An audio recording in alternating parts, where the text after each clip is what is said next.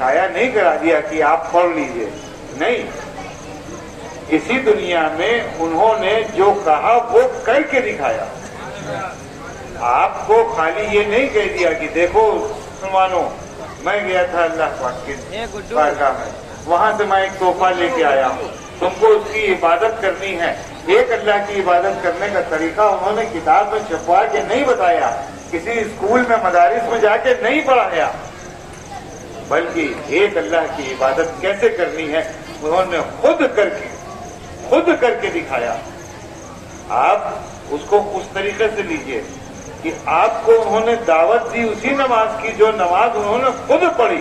آپ یہ سمجھیے کہ نبی نے جو کچھ کیا خود اس نے آپ کو بتایا کہ تم بھی یہی کرو.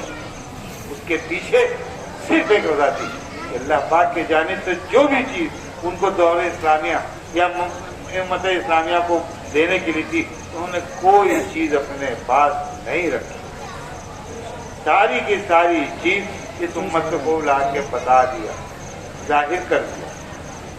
ارادہ وحدت کی باتیں ہیں، لیکن قربان جائیے آقا کے اوپر کہ آقا نے ہم جیسے لوگوں کی عاقبت بنانے کے لیے وہ ساری چیزیں آپ لوگ کو بتا دی، وہ ساری کی ساری چیزیں آپ کو بتا دی. فتح مکہ کے اوپر مولانا نے ایک سراسری طور کے اوپر وہ کیا، لیکن میں اس کی اہمیت آپ لوگوں کے دل میں بتا دینا چاہتا ہوں. آپ جانیے کہ آپ کے نبی کا ہمارے آقا کا کردار مبارک کیسا تھا. 25 سال کی عمر سے 40 سال کی عمر میں نبوت ملی. وہ تجارت کیا کرتے تھے. اس وقت آپ کو بشارت ملنے لگی تھی دنیا میں کونے کونے میں، ان کا ذکر ہونے لگا تھا.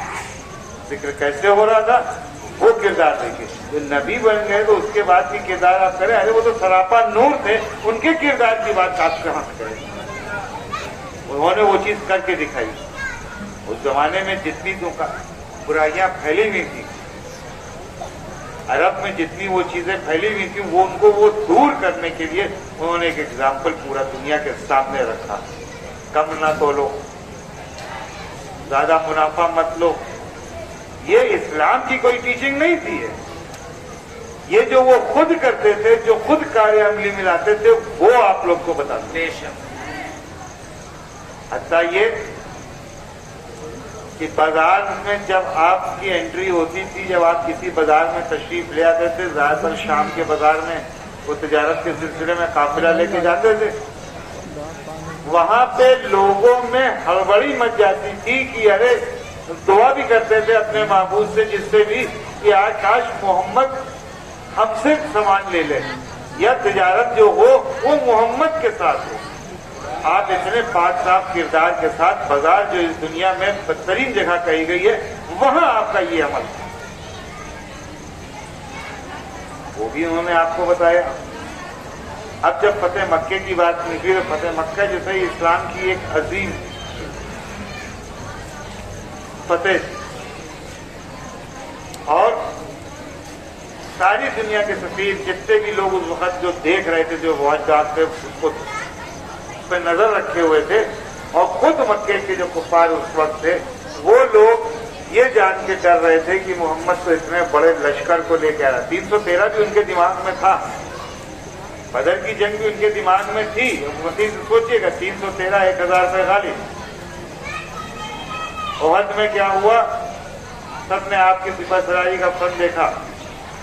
اب وہ مکے میں باہر پڑا ہوا ہے اور 10,000 کا لشکر.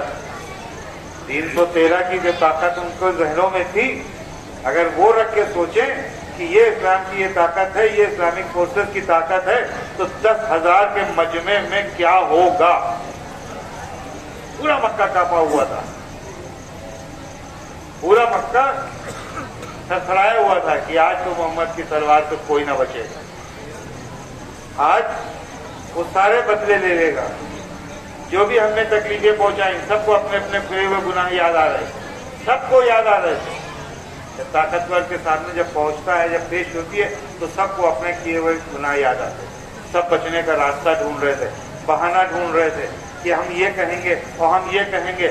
ارے ہم کو کسی طریقے سے بچنا ہے. ہتھیار ہم ڈال دیں گے، ہم یہ کر لیں گے، ہم وہ کر لیں گے. زیادہ تر لوگوں نے سوچا بھی ہوگا ارے اگر وہ ہم سے کہے گا اسلام قبول کرو تو ہم کر لیں گے. نہیں، قربان جائیے، اس وقت اسلامک تعداد اتنی نہیں تھی جتنی آج ہے.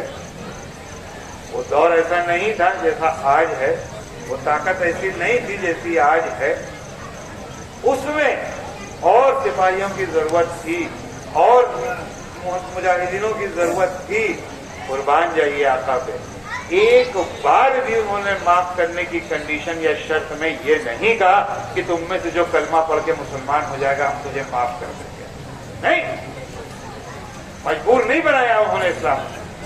وہ نہیں چاہتے تھے کہ کوئی بھی اپنی موت تلوار جو گردن پہ رکھی ہوئی ہو تو موت کے ڈر سے وہ اسلام قبول کرے، کیونکہ وہ چاہتے تھے کہ ان کے کردار کے ذریعے اس کو قبول کریں. آپ سارے نبیوں 1,24,000 کم و بیش انبیاء اکرام اس دنیا میں تشریف لائے. سب نے اللہ کی تبلیغ کری، اپنے اپنے انداز سے تبلیغ کری. سب نے کہا کہ بھائی یہ ہم بتا رہے ہیں تم کو یہ پڑھو، یہ پڑھنا ہے، یہ اللہ کی عبادت کرنا ہے. اپنے اپنے دور سے سب لوگوں نے کرا.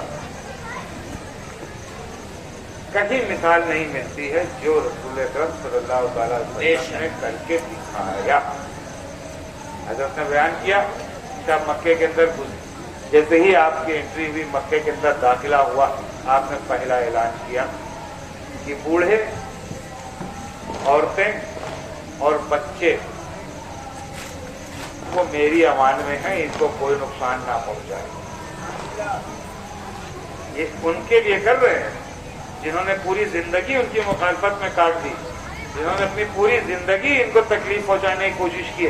ان کے لیے یہ نکل رہا ہے. اور تب نکل رہا ہے جب آپ پاتے ہیں پورا مکہ آپ کے قدموں میں پڑا ہوا ہے، اس وقت آپ یہ کہیں. کسی اور نبی کی ایسی کوئی نظیر ملتی ہو تو دکھائیے. نہیں ملتی، کیونکہ اور کوئی نبی اس طرح کا تھا ہی نہیں. سردار تو ایک ہی ہوتا ہے بس.